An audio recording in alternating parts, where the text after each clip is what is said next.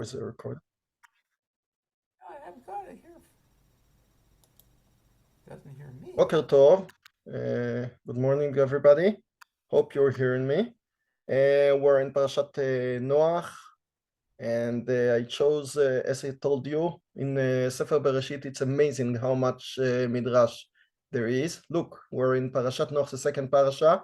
I'm just at the beginning of the parasha, and I'm in Parashat Lamed Bet. Okay, so it's a lot of midrash just on the first parashat. Let's see the entrance to the תיבה.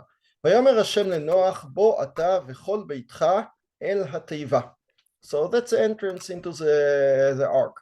כתיב בתהילים פרק ה' תאבד דברי כזב איש דמים ומרמה יתעב השם. תאבד דברי כזב, that הקדוש ברוך הוא will destroy, will kill all the liars. איש דמים ומרמה, a liar, a murderer, it's not clear what it means, יתעב השם, השם will hate. מדבר בדואג ואחיתופל, דוברי כזב הן ודיבורם. So we know דואג האדומי, the famous Av Beidin, according to Chazal, he was a big Talmid Chochem.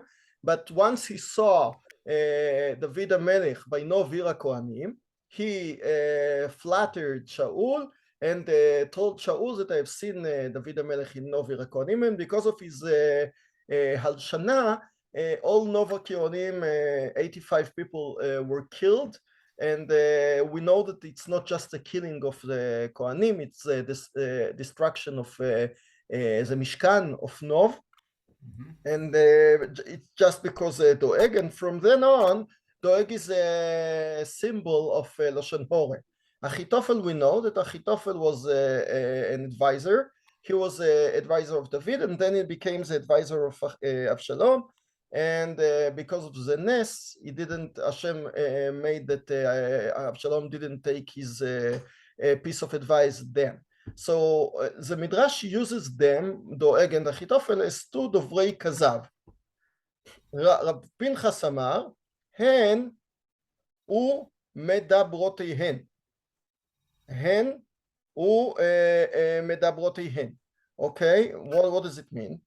איש דמים ומרמה, זה התיר גילוי עריות ושפיכות דמים, וזה יתיר גילוי עריות ושפיכות דמים. So according to the Midrash, not only the ratio of the posuk, תאבד דברי כזב, relating to Achitophel and the Doeg, but also the end, the seifa of the posuk, איש דמים ומרמה, both of them are אנשי דמים, they are murderers.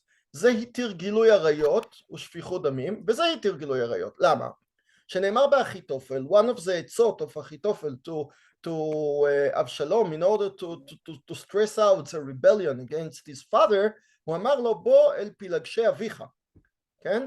So בוא אל פילגשי אביך in front of all עם ישראל, and we know that he did it on the roof, ושפיכות דמים, so it's גילוי עריות, ושפיכות דמים, בכתיב ואבוא אליו, והוא יגיע ורפא ידיים. When there was a machloket between Achitophel and the second Yoetz what to do with David. Achitophel told Avshalom, just go to the desert now and kill your father, make a war with them, and you will win. You will win. But the other advisors said, no.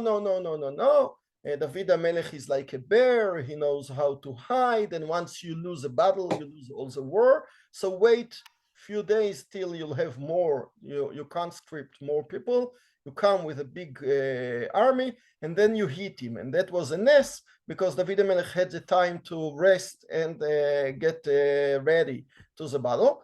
And so what did Achitophel want? ואבוא אליו והוא יגיע ורפא ידיים. He told him explicitly, murder your father. וכתיב שם והכיתי את המלך לבדו.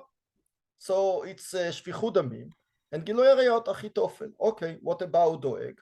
וזה יתיר גילוי עריות ושפיכות דמים. So שפיכות דמים, אנחנו, we know that he killed all Novir HaKohanim, but how do we see גילוי עריות by דואג? So the Midrash says, רב נחמן, בריידר רב שמואל בר נחמני אמר, לשאול וכי יש אישות לדוד, והלא מורד במלכותו, וחשוב כמת. ועכשיו התיר קונאתו ועשה אותו זוטיסטוס, וכאילו הוא מת ודמו מותר, ואשתו מותרת.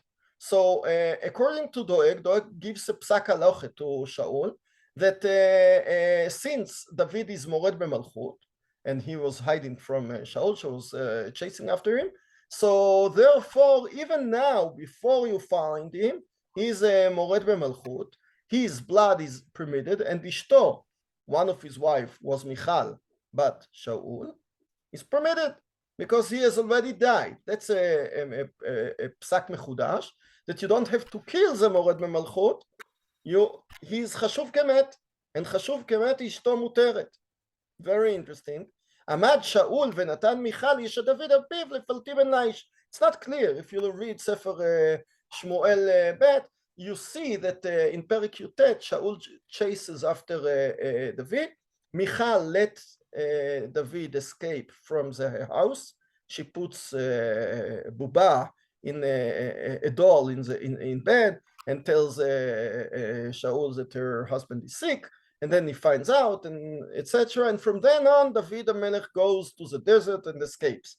And we don't know what happens with Michal, and we suddenly see that she is given to Palti ben Lai. So how can it be? She is an Eshet Ish. So according to the Midrash, it's very clear. Shaul was advised by the Av Beidin Doeg that David HaMelech is considered a dead person, and therefore you can give him his wife to Palti ben Laish because he is dead. So according to this Midrash, Michal bat Shaul was given to Palti ben Laish like Gilui Arayot. She was לגמרי אשת איש. Palti ben Laish was shoigeg because somebody advised Shaul, Doeg. But according to the Midrash, it was totally also according to halacha. It's not, there are a lot of other shitot, but according to the Midrash, it was also. ושפיכות דמים, so therefore we can blame Doeg by גילוי עריות. שפיכות דמים, it's clear from the posuk itself, דכתיב, ולא אבו עבדי שאול המלך לשלוח יד בכהני השם. After Doeg was malshin to Shaul HaMelech about Novir HaKohanim, that they gave David HaMelech the sword of Goliath, and they gave him the bread in order to escape. So Shaul HaMelech orders Doeg to kill himself, Novir HaKohanim, אבל דוהר גרגן, שנאמר, ויסוב דואג האדומי, ויפגע בכהני השם. So we have found now that both Achitophel and Doeg are responsible either to Gilui Arayos and Shvichut Damim. Yeta'ev Hashem, so that's the last words of the Pasuk, Hashem will hate, שאינם לא חיים ולא נידונים, ואני כאשר עשו כן עשיתי. Okay, so David HaMelech can think himself, okay, as מגלה עריות, because Batsheva, in Perek Yud she was Eshet Ish, Eshet of Uriah HaChiti, even though that the Gemara and the Midrashim say that he made a whole procedure, that he told them to give a get, and Uriah HaChiti was killed in the battle, and therefore he was considered she was considered a grusha, and therefore it was permitted to David HaMelech. But even though we see that the Navi comes and tells him the mashal or kivsat harash, and considers him as a megalei arayot, chas v'shalom, and the murderer, David could have been thought as a murderer all over. We know that when he doesn't build Beit HaMikdash, he tells Shlomo HaMelech that HaKadosh Baruch Hu didn't permit me to build Beit HaMikdash because Yadai Damim Aleu. By the way, it's not clear, but if you look when HaKadosh Baruch Hu tells David not to build Beit HaMikdash, either in Shmuel Bet, Perek Zayin, or in Divrei Hayamim, the same Perek, we don't see that HaKadosh Baruch Hu tells him anything about Yadecha Damim Aleu. HaKadosh Baruch Hu tells him something unclear, that I've never asked to build me a house, Bet Mikdash. I have taken Am Yisrael out of Mitzrayim and never asked. And then HaKadosh Baruch Hu tells him, Ki mileu yamecha, you'll be dead, you'll die, and your son Shlomo, hu yivnei habayit lishmi. But David HaMelech later, in his will, in his last speech with Shlomo, in Divrei Yamim, the second perek, tells Shlomo that years ago, when I wanted to build Beit HaMikdash, HaKadosh Baruch Hu didn't let me because of the Yadai Damim Maleu. So it's just a footnote. Yes, it's not related to this midrash, but just to know that HaKadosh Baruch Hu doesn't tell David on time that Yadav Damim Maleu. Just we see that David, respectively, when he speaks about years ago and what HaKadosh Baruch Hu had told me, so he relates to the prohibition to build Beit HaMikdash as Yadai Damim Maleu. Anyway, we can see that there is no difference between David and his enemies. They are responsible of real Shfichut Damim and Gilui Arayot, and David might be responsible for Gilui Arayot and Shfichut Damim. So what's the difference between me and them? מה ביני לבינם? אלא שגמלת עליי ואמרת לי גם השם העביר חטאתך. So according to the answer of the Midrash, HaKadosh Baruch Hu gave him a pardon just because of the koach of tshuva. And before we get into the kesher to Dor HaMabul, from the first Midrash, we see that sometimes HaKadosh Baruch Hu chooses to limchol, to forgo to several people like David HaMelech, and chooses not to forgo to the same people who made the same things, like Doeg and Achitophel, in the same cases. They're responsible for, and I am responsible. We know it from many midrashim. When Am Yisrael crosses Yam Suf, Elu of the Avodah Zarah and Elu of the Avodah Zarah. So there is no difference, real difference between the Egyptians and Am Yisrael. And even though HaKadosh Baruch Hu chooses Am Yisrael and let them cross the sea. So from this midrash, before we get into the second one, we might understand the tension that the midrash wants to see between those who were saved in the Mabul and those who weren't, most of the world. And you know that this tension happens, the same thing with Shoah survivors, Holocaust survivors. Sometimes the same people from the same town, those who were saved even think that the others were better than them.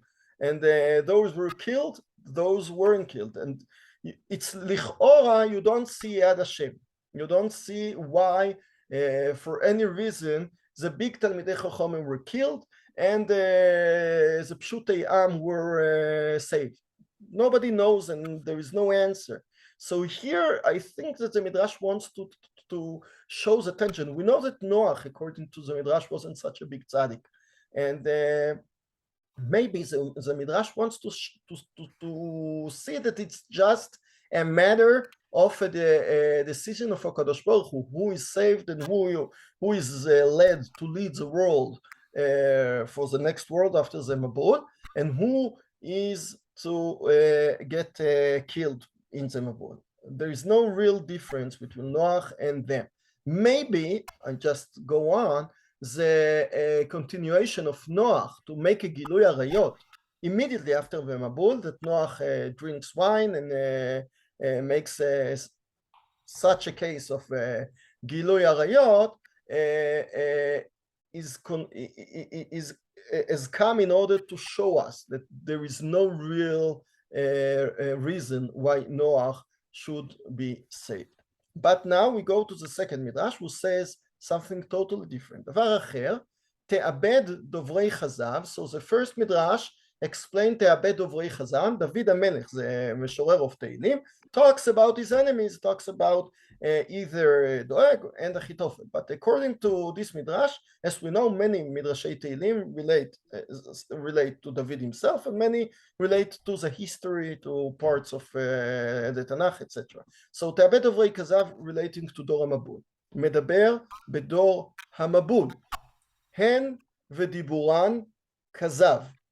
So here you see, as the Midrash wants to show that the problem of Dor HaMabul was that you couldn't trust one's speech. And we know in the Mishnah, מי שפרע מדור המבול, הוא ייפרע ממי שאינו עומד בדיבורו. So there is a שבועה called מי שפרע, that in this generation, apparently you couldn't trust the other's one's dibur. And that's very, very bad. That's a bigger head than everything else, because with everything else, you can deal with a person you cannot trust. And if you speak with each other and you cannot trust the other one's word, that's the end of the world, according to the Reisha. That's תאבד דוברי חזב. So the הגדרה, the definition of the Dor HaMabul is דוברי כזב. They are liars. Okay? And again, in the Katuv itself, in the Psukim, we cannot really find what the Dor HaMabul was. Yes, it's clear that they made some Gilui Arayot, but it's not clear the Gezel, as Rashi said, לא נחתם דינם אלא על הגזל. It's a midrash, it's a parshanut, and here's a midrash. Here sees that the problem was with their dibur, with their trust. רב פנחס אמר, הן ומדברותיהן איש דמים, שנאמר, לאור יקום רוצח. So when Yov speaks about a murderer, so he says that he gets up early in the morning, יקטול עני ואביון, he'll kill a poor person, ובלילה יהי כגנב ומרמה. So at night he'll be like a thief, שנאמר, כי מלאה הארץ חמאס מפניהם. So חמאס מפניהם, the Midrash understands not only like Hamas Gezel, as Rashi understands, but like murderers, because as Yov described, the murderer comes and kills at the day, but at night he's considered just keganav umirma. So after he murdered in the day, you just talk about the minor averot of ganav and mirma. Apparently, yes, Yov describes him not only as a murderer, but as a thief as well. So that's therefore, in the word Hamas, the Midrash understands that we can encompass not only money issues, but body issues. So, יתעב השם, שאינם לא חיים ולא נידונים, ואני כאשר עשו כן עשיתי. So, the same thing explicitly here, you see that Noach talks about himself. My speech, not so good. Maybe other people cannot trust me. I am maybe a thief. I am maybe Ish Damim. I don't know. It's on David I can find where he was considered Ish Damim, where everyone considered Megalei Arayot. Here, since Davar Acher, the second Midrash doesn't talk about Gilui Arayot, it just talks about Ish Damim.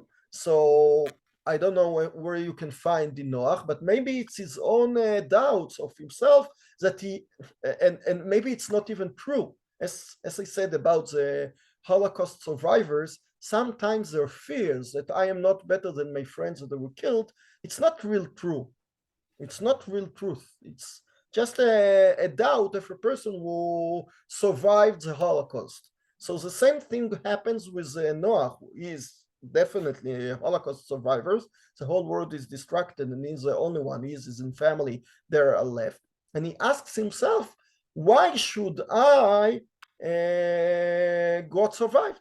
It's a big question.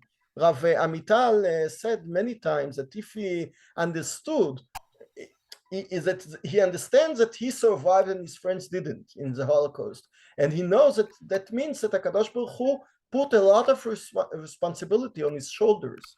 But if he thought it deeply, he couldn't burden it's so much אחריות, it's so much responsibility, because הקדוש ברוך הוא כאילו himself showed with his finger, don't have a reason to live anymore, but you do, and you keep living here in order to do something. So what should I do with that? So the burden of living after a big crisis is so big that we see that Noach cannot undertake it, and he falls into dwine, into shichrut, and therefore even before the Mabul, according to the Midrash, Noach asks himself, what's the difference between me and them? He doesn't see himself as a good, as them as a bad, and apparently it's not very clear as we they are the same things. ואני כאשר עשו כן עשיתי, ומה ביני לבינם, אלא שגמלתני טובה, ואמרת לי בוא אתה וכל ביתך אל התיבה. So it's interesting that there is no real answer, and הקדוש ברוך הוא decide. That's the real answer. So here it's mamash like, determinism, midrash that deals with some people HaKadosh Baruch Hu chooses, some people HaKadosh Baruch Hu doesn't choose, and there is no real understanding why HaKadosh Baruch Hu chose this and didn't choose the other. It's just a matter of HaKadosh Baruch Hu's decision, divine decision. That's it. גמלתני טובה ואמרת לי בוא אתה וכל ביתך לתיבה. You could somehow tell the same thing to another person. And by this midrash we understand why the midrash is so skeptical about the ma'alot of Noach. Noach מצא חן בעיני השם. When you are מוצא חן, you say that you don't have real advantages, you're just nice. What does nice mean? Nothing. That people like you, not because of anything special, but because you're liked. That's it. And therefore the famous Rashi brings a midrash that with a comparison to Avraham Avinu, because even according to the midrash, Noach himself, he in himself doesn't find any difference between him and the others. דבר אחר, בוא אתה וכל ביתך אל התיבה. כתיב בספר תהילים, כי צדיק השם, צדקות אהב, ישר יחזו פנינו. So HaKadosh Baruch Hu is pious, he likes tzedakot, and he likes honest people. רב תנחומא בשם רבי יהודה בן סימון, רב מנחמיה בשם רבי אליעזר בר יוסי אמרו, אין לך אדם אוהב בן אומנותו. So a doctor hates another doctor. Mohel hates another mohel. An accountant doesn't like the other accountants because they're all jealous of each other. אבל החכם אוהב בן אומנותו. When you talk about wise people, so the wise person likes to see wisdom by others. כגון רבי חייא דרבי יושעיה ורבי יושעיה דרבי חייא. Okay? So they like each other. והקדוש ברוך הוא אוהב את בן אומנותו. שנאמר כי צדיק השם. And even though HaKadosh Baruch Hu is a tzaddik, tzedakot ahev, he likes other tzaddikim. יושר יחזו פנינו. זה נוח שנאמר, ויאמר השם אל נוח בוא אתה וכל ביתך אל התיבה. So that's לגמרי on the contrary, לגמרי הפוך, a turn of 180 degrees, okay? Because according to this midrash, Noach belonged to the group of HaKadosh Baruch Hu. He was like a real tzaddik, like mamash HaKadosh Baruch Hu. כל כך tzaddik that the question that stood in front of the midrash, that how HaKadosh Baruch Hu, when he made such a big storm, when he brought such a big mabul, and he had a reason to get rid of all the tzaddikim in the world, to stay the only tzaddik in the world, and usually Adam doesn't like ben umanuto, a tzaddik should כאילו hate other tzaddikim, so HaKadosh Baruch Hu should have thrown away all the tzaddikim, and even though HaKadosh Baruch Hu ohev ben umanuto, ויאמר השם אל נוח בוא אתה וכל ביתך אל התיבה. So it's so clear to the midrash that Noach is a tzaddik that the chidush that the Midrash sees is that the Kadosh Baruch Hu saves him. So that's mamash Midrash hafuch legamre from the former one. The former one showed us that even Noach himself wasn't true for the reason to be saved. The second Midrash shows us that it's so clear that Noach is a tzaddik, and the chidush of his tzala, of his saving, was that HaKadosh Baruch Hu, even though that tzaddik should כאילו לכאורה on the one side hate other tzaddikim, HaKadosh Baruch Hu likes him because he's honest. The Midrash doesn't understand why Noach is a tzaddik. The Midrash doesn't understand why Noach is an honest person, but it's mamash. You know, the first Midrash says Noach himself tells about himself that my speech was like other people, that you cannot trust me. Here you see that he is an honest person. So, and you see the whole bunch of Midrashim, they're all together, go with a skeptical depiction of Noach, whether he was tzaddik or not tzaddik, whether he was tzaddik compared to other or not. It's not clear בכלל this parasha.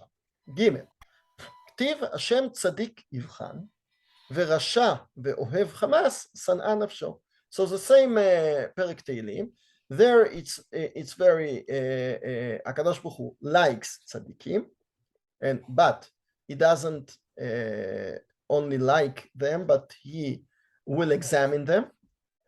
But רשע ואוהב חמאס הקדוש ברוך הוא hates. אמר רבי יונתן, and that's a very famous midrash, talking about the ניסויון. היוצר הזה אינו בודק קנקנים מרועעים, שאינו מספיק לקוש עליהם אחת עד שהוא שוברם. So when you have a person who makes kelim, vessels, so he doesn't, you know that he makes them out of chemar, and then he puts it in the oven, and it takes time till you have a vessel, and then he knocks on the kli to check out whether it's dense enough or the kli is okay. But if he knows enough not to knock on in the middle of the way, because then he'll break the vessel. ומי הוא בודק? בקנקנים יפים. אפילו מקיש עליהם כמה פעמים אינם נשברים. Once you have the finished vessel, then you knock on it from all the sides, and you have the tzlil, the voice that it's finished, it's a new vessels. כך, אין הקדוש ברוך הוא מנסה את הרשעים, אלא את הצדיקים, שנאמר השם צדיק יבחן. So HaKadosh Baruch Hu doesn't examine the Reshaim, because with them he knows that they'll fail, so he doesn't have anything. But he'll take just the tzaddikim. We bring this midrash many times when nisyonot that HaKadosh Baruch Hu brings to nice people and honest people. Why does HaKadosh Baruch Hu put them in such a big nisayon, in tragedies, etc.? Because HaKadosh Baruch Hu knows that they are capable. HaKadosh Baruch Hu gave them the kochot, gave them, he knows that they are kelim shlemim, kankanim yafim, and then he can knock on them, he can drive them. וכתיב, והאלוקים ניסה את אברהם, about the עקדה. אמר רבי יוסי בן חנינה, הפשטני הזה, the person who deals with פשטן, בשעה שהוא יודע שהפשטן שלו יפה, כל שהוא קודשה היא משתבחת, וכל שהוא מקיש עליה היא משתמנת. או בשעה שהוא יודע שהפשטן שלו רעה, אינו מספיק לקוש עליה אחת עד שהיא פוקעת.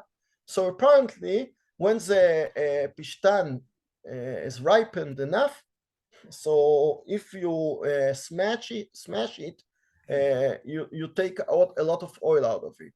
But if the pishtan is bad, maybe it's wet, maybe it's not hasn't ripened enough, so once you heat it once, and then זה מתפוצץ, it blows, and you cannot do anything out of it. כך אין הקדוש ברוך הוא מנסה את הרשעים, אלא את הצדיקים, שנאמר, השם צדיק יבחן. So according to the first midrash, it's a question of time. יש קנקן רעוע, קנקן which is not finished, and קנקן יפה, the complete vessel. And the creator tries just the complete vessels, it doesn't try the קנקן רעוע. So it means that the tzaddik symbolizes a person who has finished who is complete, who has finished the process of ishtalmut, of being a tzaddik, and the Kadosh Baruch Hu knows that he is strong enough. According to the second midrash, with a pishtan, it's a little bit different. It's not a matter of time, it's a matter of good or bad. Either it's a good pishtan or it's a bad pishtan. I used, because of the translation, ripen and not ripen, but according to the midrash is ra'a or yafe. It means that some of the tvua is good, some of the tvua is bad, and just the grower knows, the chaklai, he knows what to do with it. So HaKadosh Baruch Hu knows to distinguish between tzaddik and rasha. And just the third midrash with which we finish, אמר רבי אלעזר, משל לבעל הבית שהיה לו שתי פרות, two cows, אחד כוחה יפה, אחד כוחה רע. על מי הוא נותן את העול? לא על זו שכוחה יפה. So with the weak one, he won't try it, because he knows that it's a weak cow. כך הקדוש ברוך הוא מנסה את הצדיקים, שנאמר השם צדיק יבחן. And as I said, we bring these midrashim usually when we talk about misyonot letzadikim, and we have the big question tzadik veralo. So from here you see that HaKadosh Baruch Hu gives a nisyonot just to the people that he believes in, that he knows that they are capable of standing the nisayon, the tragedy, and he gives them to the parasha kocha yafe, to the one who has the power. Here the midrash just brings the two cases. There are midrashim, we'll see it maybe in Parashat Vayera, that brings another example different from the two former ones. So, okay, which the nisayon? השם צדיק יבחן, זה נוח, שנאמר ויאמר השם לנוח, כי אותך ראיתי צדיק לפניי. And it's interesting, because in the first midrash, with the two חלקים of it, we saw that HaKadosh Baruch Hu, it's not a nisayon, it's just a saving. HaKadosh Baruch Hu destroys the world and saves some of the world. So either he saves Noach because of no reason, just because of a goral, that HaKadosh Baruch Hu decides that אלו רשעים ואלו רשעים, אלו עובדי עבודה זרה ואלו עובדי עבודה זרה, but he chooses Noach just because HaKadosh Baruch Hu wants, as he chooses David just because he wants, or according to the Sefer, to the second midrash, that he chooses Noach because he's a tzaddik, but he chooses just in order to save him. But according to this midrash, no, the Hatzalah of Noach is not just an Hatzalah, it's an nisayon. HaKadosh Baruch Hu tries him, checks out, כי אותך ראיתי צדיק לפניי is not the reason why I've saved you, no, since you're tzaddik lefanai, therefore, why I'll put you in the nisayon. Meaning to say, maybe, that it's much better, much more difficult to be saved in the Mabul and to be the, as I said before with Rama Mital, to know that HaKadosh Baruch Hu has looked at you and chosen you in order to lead the role, because then you know that somebody put his big eyes on you, and you have to prove that you're awarded not in vain, and maybe it was better, to be among the rest of the world than to get killed. השם צדיק יבחן זה נוח, שנאמר ויאמר השם לנוח, כי אותך ראיתי צדיק לפניי, and therefore I put you in the nisayon. And we'll finish with this. אמר רבי אלעזר בן עזריה, because we have a few minutes before it closes הזו. אמר רבי אלעזר בן עזריה, מצינו שאומרים מקצת שבחו של אדם בפניו וכולו שלא בפניו. איך אני יודע את זה? שכן הוא אומר בנוח, איש צדיק, תמים, היה, so we see the word תמים, שלא בפניו. Not in front of him, he said תמים. וכתיב כי אותך ראיתי צדיק לפניי, he doesn't say תמים בפניו. Okay, so according to this midrash, Noach was a tzaddik, and therefore, HaKadosh Baruch Hu chooses him. רבי אלעזר בנו של יוסי גלילי אומר, מצינו שאומרים מקצת שבחו של מי שאמר והיה העולם בפניו, שנאמר אמרו לאלוקים מה נורא מעשיך, אבל שלא בפניו אומר הודו להשם כי טוב כי לעולם חסדו. So he chooses two פסוקים in תהילים. From one you see הודו להשם כי טוב, everything is good, thank you השם, that's לא בפניו. But in בפניו, when you see the king, so you don't tell him how nice you are, then you ask the king to save the world, to help the world. So therefore you say, אמרו לאלוקים הנורא מעשיך, and we say among the שבח, we say how bad the world is, in order that HaKadosh Baruch Hu will take pity on the world. Okay, to sum up, we saw that in this midrash and the end of the first midrash, we see that the midrash takes for granted that Noach was a tzaddik, while in the Reisha, the first midrash, we saw that the midrash takes for granted that Noach, not only that he wasn't a tzaddik, but maybe he didn't have any reason to be saved among the other people, and it was just a part of a divine decision. That's it for this time. Shavua tov. Yasher koach. Very good. Lo shomim. Mike, you say hello? All right. Hello. Oh. Is he under the bed? I cannot hear, sorry. No, I don't know what's the problem. He heard me.